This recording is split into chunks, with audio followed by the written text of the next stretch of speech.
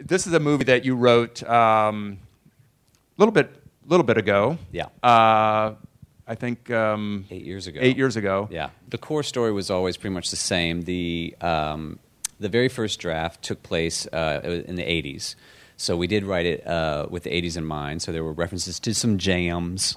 We lost a lot of great jams. A lot of jams jokes.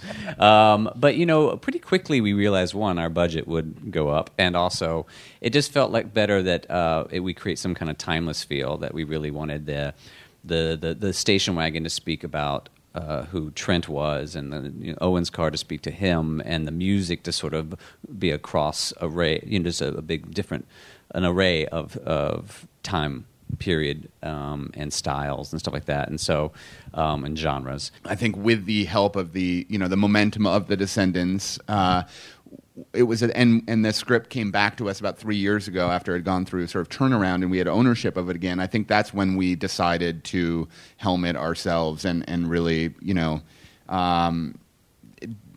live or die by what we put out there, and do it on our own terms and hope that we could succeed. And so we really sort of took a very grassroots approach in terms of attracting talent, and wrote personal letters and attracting financing, and that's sort of the way. And it's very gratifying and rewarding then to be at this point and to at least put the movie, have the vision complete from start to end. I used to watch these guys perform and love them as actors, comic actors, and improvisational actors, and this part has always been a part. The part of Betty has always been a part I wanted to play. When I first read the very first scene, which is kind of a knockout scene for anyone to get to play until you realize you have to do it over and over again on the same day. It was truly one of the most exhausting things I've ever done in my life.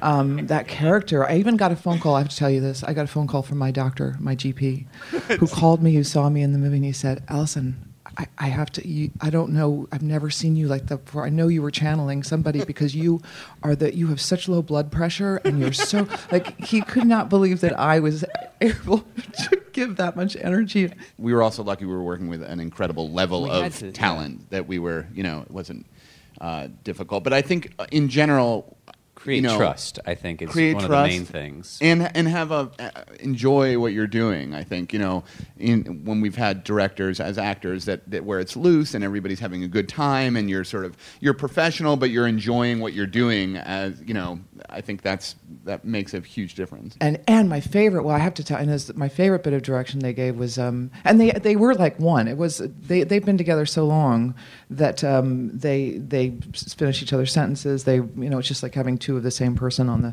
set. Does that make sense? Yeah. Well, okay. But with Peter Alexander, the young boy who played my son, I think Jim came over to me and said, "Just you're an old married couple. Go."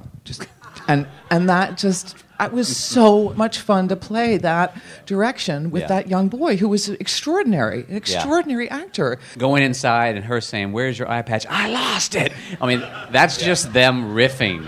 So by that time, they were married, divorced, remarried by that time. No, so we had casting sessions in L.A. and Liam James, who played Duncan, flew down from Vancouver. And really, as soon as he walked in the door, I think both Jim and I sort of sat up in our chairs, I think because physically he did have all the attributes that we were looking for, just the concave chest and these shoulders that were sort of slumped, and he was sort of, much like Jim, very pale. And I embrace it. and so it was like, oh, please just be able to say the lines close. And he was great. He was incredibly grounded and very natural and honest. And, we definitely saw a lot of kids that were great, but maybe a little bit more rehearsed and polished than we were looking for. And Liam just felt, he was 15. It just felt like he was living this. He was the age. Yeah. It was basically one of my favorite summer vacations I've had. A working summer vacation, filming a movie about a summer vacation, because it was this town in South Shore of Boston called, it was in Marshfield. The town was called Green Harbor. The area is called Green Harbor, yeah. Green Harbor. We wrote a long letter to Steve Carell to play the role of Trent, and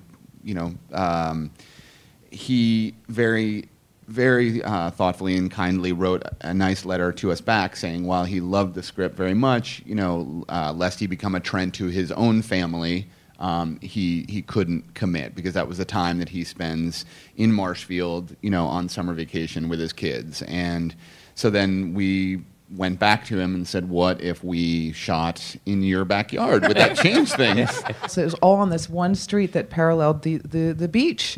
And we rented, Tony had a house on that strip, and then I did too. I shared a house with the set decorator and the production designer, Mark Ricker and Rena D'Angelo. I shared a house. I decided I would go outside my comfort zone because I travel, I do these movies, and I stay in a hotel room, and I don't want to be lonely this summer. I really don't. And I decided to share a bathroom with 3 people, and that's scary when you're over 30.